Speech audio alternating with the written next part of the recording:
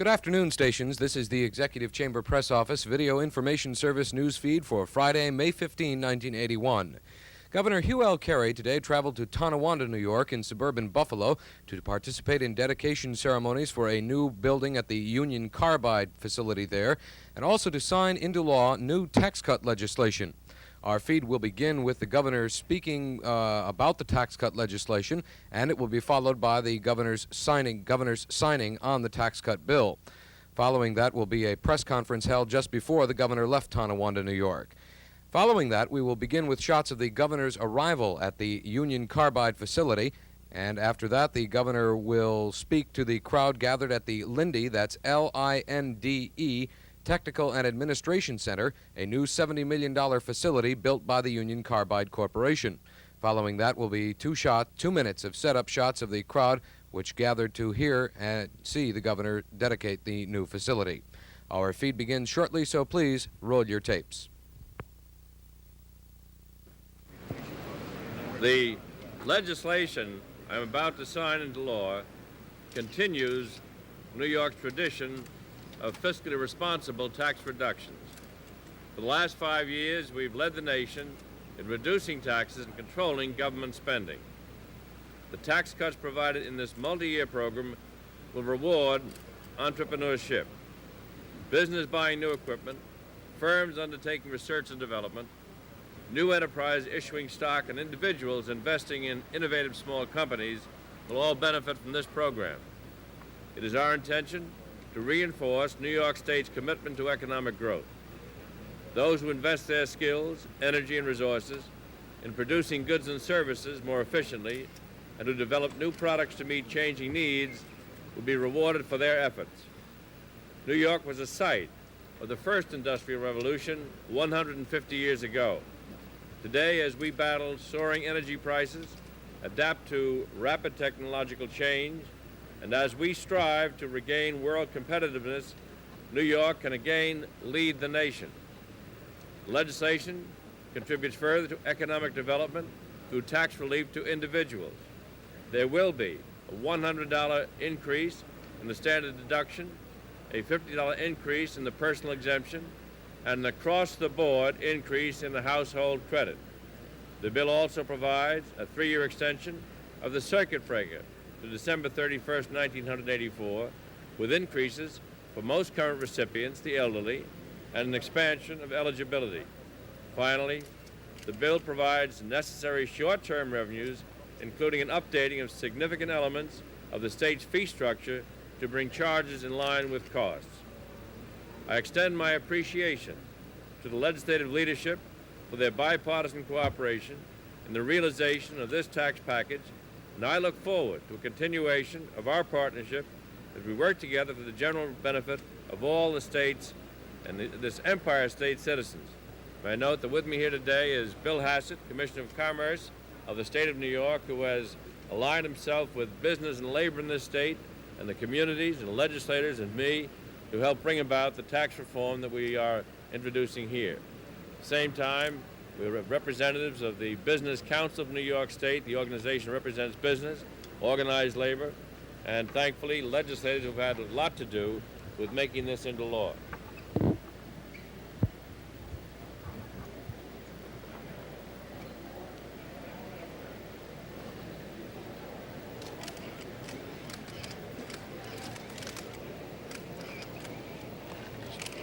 Along with an approval message. You get it first.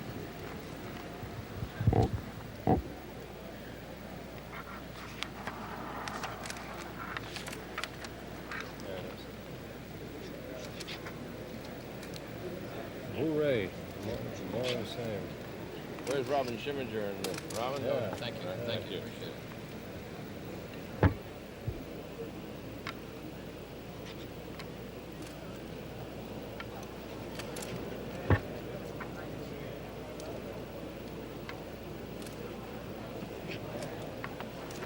Very much. Angie, would you do me a favor and hand those out to people around us? Bill, would you make sure they Right. get distributed? Thank you very much. You're welcome.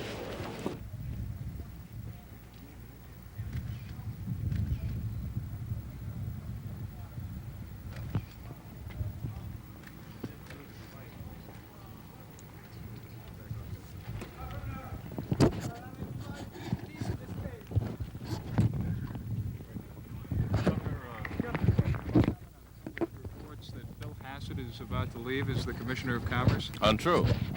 Bill has been working with me steadily and worked with me yesterday and today, and he has many more things to achieve before he does what he always said he would do, and that is return to the private sector. We've been fortunate to have Bill with us. He's made great sacrifice in terms of commitments to his family, commitments to his business interests. But nothing is forever. Right now, Bill is and will be the Commerce Commissioner. He's given you that guarantee. He's right beside me. Is that for the foreseeable future? The foreseeable future, yeah. Governor, you're calling for the abolition of the State Liquor Authority. There have been many people in the past who have decried practices of that agency. They say now you're just jumping on the bandwagon. Why are you calling for the abolition of the SLA? I trust you know, because you study history, recent history. I called for the abolition of the SLA back in January when I presented my budget and criticized it long before that. And it's not just saying get rid of the agency. I want its functions, its proper functions of regulation and less regulation transferred to a more able agency, the agency that heads up our toxic substance abuse and control, whether it's drugs or alcohol. That's a competent agency to make sure that we don't increase the hazard of alcohol by excess consumption. And as well, I'm looking for a slight surcharge to help us deal with the health problems created by alcoholic abuse. So, why did you back down on the 24-hour sale of liquor in supermarkets, which you suggested last fall? I said that my experience when I was a legislator in Washington, we were able to shop 24 hours a day for various kinds of beverages in supermarkets, and it was a healthy way to, frankly, take care of your needs and not be impaired by closing hours. And I still feel that the sale of beer and wines in supermarkets, we have 7 days a week supermarkets now, would increase the proper consumption and be economical, and I hope that day will come. That's a supermarket sale of wines and beer. Governor, the impasse is over with as far as the budget's concerned. Have you come up with any type of recommendation on how much aid Buffalo's going to get, or have you talked to city officials about guaranteeing them a certain amount of aid? Buffalo and the other cities like Niagara Falls will get aid when the counties get aid, and the county aid, which is the Medicaid pickup, in other words, reduction of real property tax and certain assistance to county functions, will come the same time that we bring in the targeted aid for cities in need. And Buffalo is one of those cities. We're making that permanent, and the two are tied together. So I expect that Mayor Griffin will be working side by side with Ed Rutkowski to make sure that the legislature passes the Medicaid pickup. The Assembly has acted. We still need the State Senate to act, and we're asking the staffs, and they're working on it right now, to pull together the proper kind of need formula so we send the money where the needs are clearly evident. Governor, are you tying any additional aid to the city of Buffalo then to the passage of the Medicaid pickup bill, which Warren Anderson is so strongly opposed to? Yes, I am. You're saying that until you get Warren Anderson to agree to take your Medicaid pickup bill into consideration, there'll be no additional state aid for the cities? Not just Senator Anderson, Senator Volker, Senator Gallagher is in the right place. I want all the senators to stand up and be counted on whether or not they believe we should use Medicaid pickup to reduce real property taxes and help those people in Buffalo who have reached the limit of their ability to help themselves. So it's squarely up not just to one senator, but to all the senators. The Assembly has acted. Let the Senate act. And it could affect the amount of state aid coming Buffalo's way? I'm going to make sure that Mr. Griffin gets aid and that Buffalo gets aid because we've done it before. And Buffalo will not be left in the lurch. But it's good we're here because too many people have painted the Medicaid pickup as a big aid to New York City.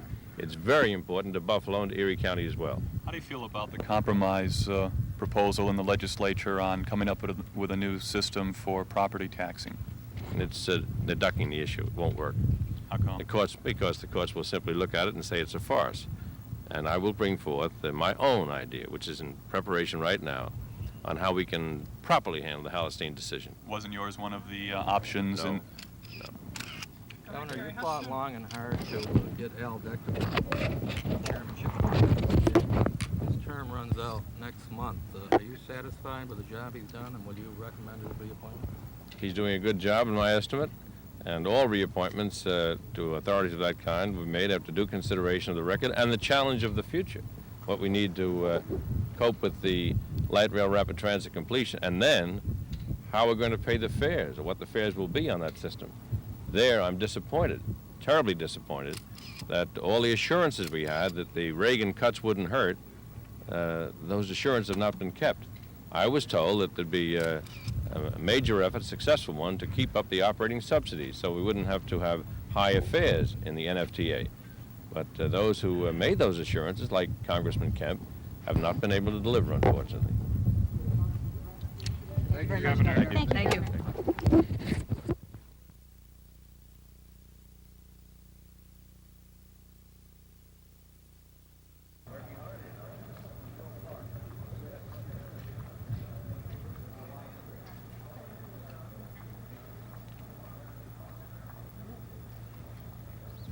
Stay right here and just follow me. Careful coming off this cab, though. It's very slippery.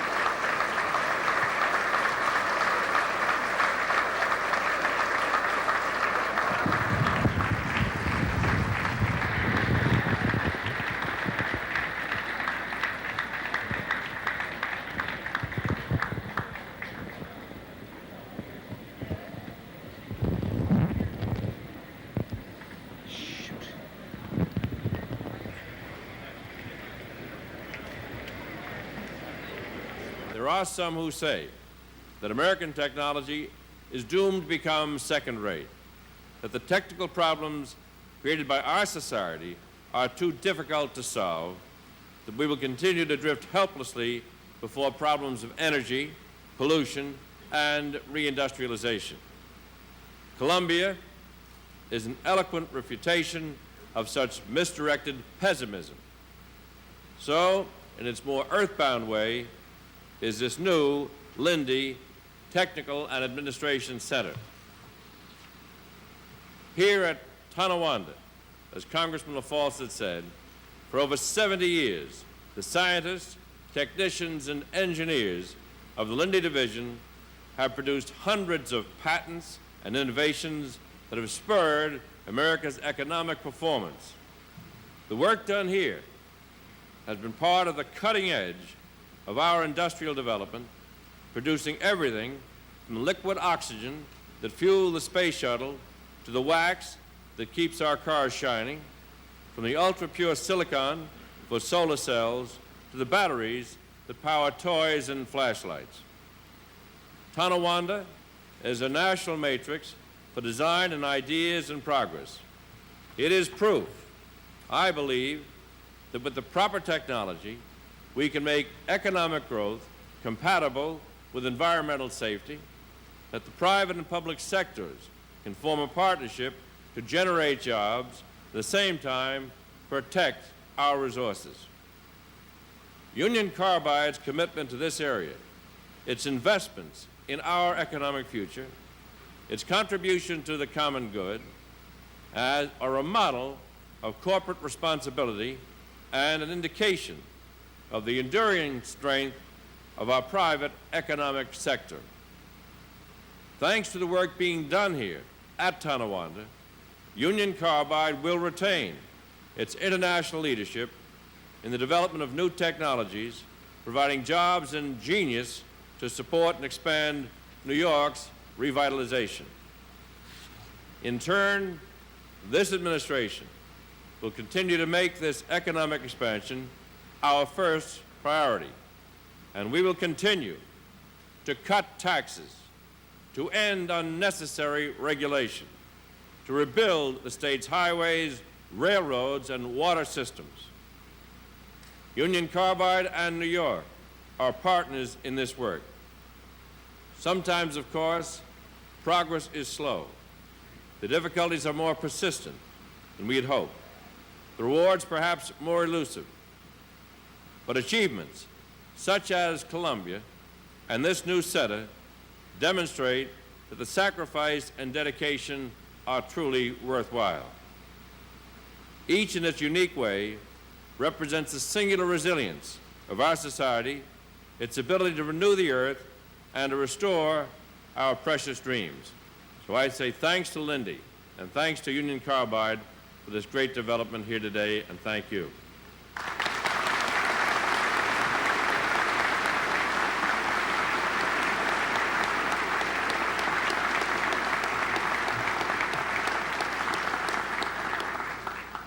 Thank you, Governor Carey, for those kind words. We would like to have a slight pause in the proceeding if we could at this point in time.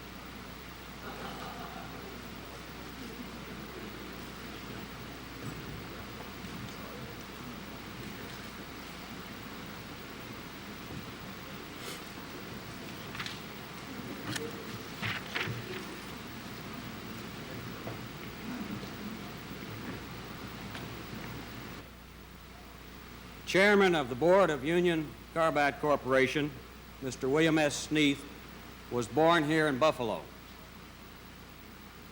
He is a graduate of Williams College and holds a Master in Business Administration.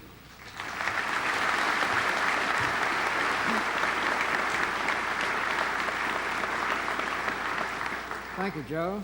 Governor for the Niagara Frontier as well. It represents the direction of growth and business expansion that is much on the minds of people here and for which they are working very hard. Our Tonawanda operations would be considered a large and important installation. Technical advances have poured from this place in a veritable flood, nurturing not only Union Carbide's growth and development, but the growth of other industries as well. Our silicones, polyethylene, and Prestone antifreeze businesses, but despite these impressive achievements, Tonawanda will be showing us that the best is yet to come. Carbide people here share our determination to stay ahead of the competition, whether at home or in world markets. And that is why we are backing them in their work with this fine new structure.